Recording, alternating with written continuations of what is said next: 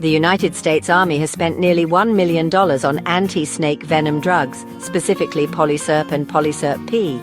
These antivenoms are for troops in regions with venomous snakes.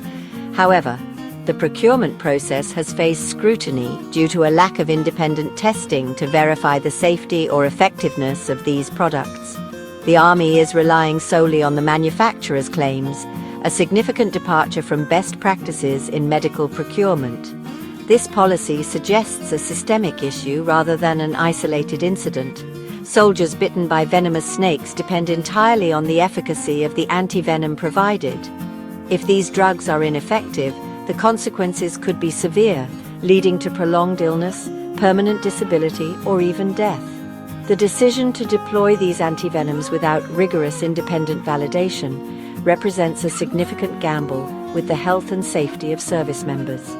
The potential for treatment failure in a critical envenomation scenario is a stark reality that cannot be overlooked. Concerns about the Army's antivenom purchase are amplified by troubling findings from third-party tests on a civilian version of one of the drugs. Inoserp, which Polyserp P is claimed to be an updated version of, was found to be alarmingly weak in independent laboratory analysis.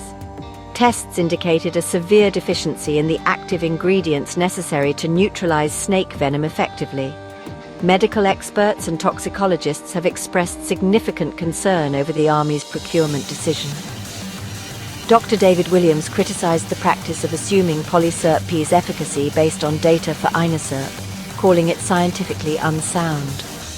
Each antivenom formulation can have unique properties, and minor changes in manufacturing can significantly alter its effectiveness and safety profile.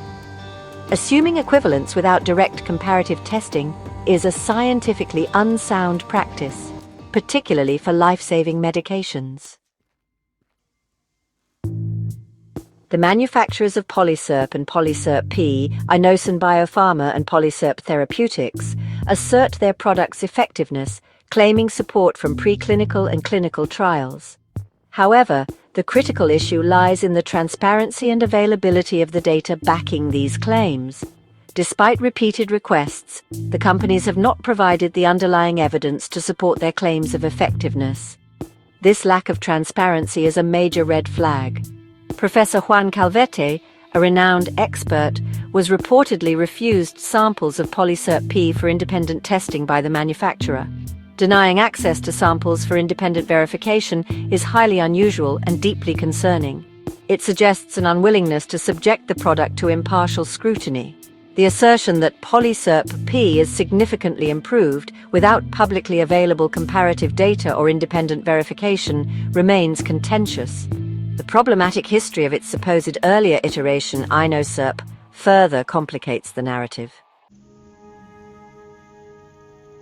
Neither Polyserp nor Polyserp P are among the antivenoms recommended by the World Health Organization. The WHO evaluates antivenoms to ensure they meet minimum standards of safety and effectiveness. The absence of these drugs from the WHO's list means they have not undergone this vital international vetting process.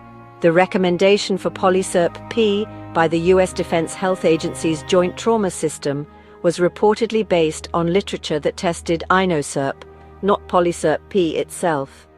Experts like Dr. David Williams have criticized such extrapolation of data between different products. By procuring antivenoms that do not align with these widely accepted international standards, the U.S. Army appears to be operating outside of a critical global health consensus.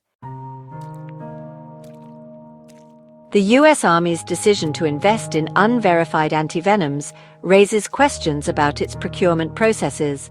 The use of inadequately tested medical products carries inherent risks, not only of treatment failure, but also of adverse reactions. Significant price discrepancies noted in the available information warrant thorough investigation. This situation unfolds against the backdrop of a severe global health crisis. Snakebite envenoming kills up to 138,000 people annually and causes life-changing injuries to approximately 400,000 more individuals each year. The U.S. Army's antivenom procurement choices, if flawed, reflect poorly on its commitment to ensuring the highest standards of medical care for its troops. Entities with significant purchasing power have a responsibility to make informed, evidence-based decisions.